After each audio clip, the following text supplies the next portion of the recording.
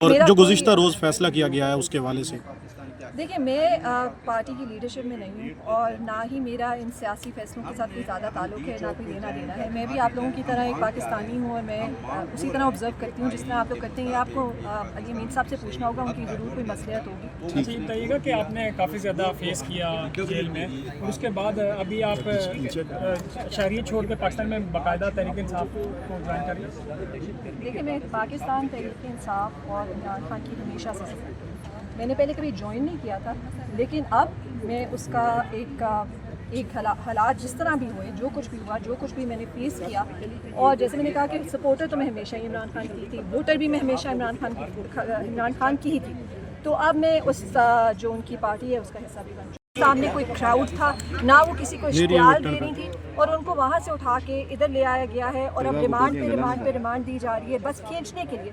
سب سے زیادہ تو جو تفتیش کی بات ہے وہ یہی ہے کہ بیسکلی وہ خان صاحب سے رابطہ توڑنے کی کوشش کر رہے ہیں، ان کی خبر وہ چاہتے ہیں کہ ان سے کوئی خبر باہر نہ آ سکے، اور علیمہ بی تھیں جو جاتی تھی اور ان کا پیغام لے کے آتی تھی، اور اب ان کو بھی بند کر دیا گیا تاکہ وہ پیغام بھی نہ آئے۔ تو سب سے آئی تھنک اس میں سب سے زیادہ جو تفتیشناک بات ہے وہ یہی ہے کہ یہ سارے رابطے کاٹنے کی کوشش کیوں کر رہے ہیں؟ ایسی کیا چیز ہے جو چھپانی ہے؟ ایسی کیا چیز ہے جس کی وجہ سے انہوں نے خان صاحب کو جیل میں رکھنا ہے اور بالکل ان کو آئسولیٹڈ رکھنا ہے؟ اندر کیا ہو رہا ہے جو قوم کو نہیں بتانا چاہتے؟ خدیجہ شاہ صاحبہ، ابھی آپ کی علیمہ خان صاحبہ سے کمرہ عدالت میں ملاقات ہوئی، عظمیٰ خان صاحبہ سے بھی، کیا بتایا انہوں نے؟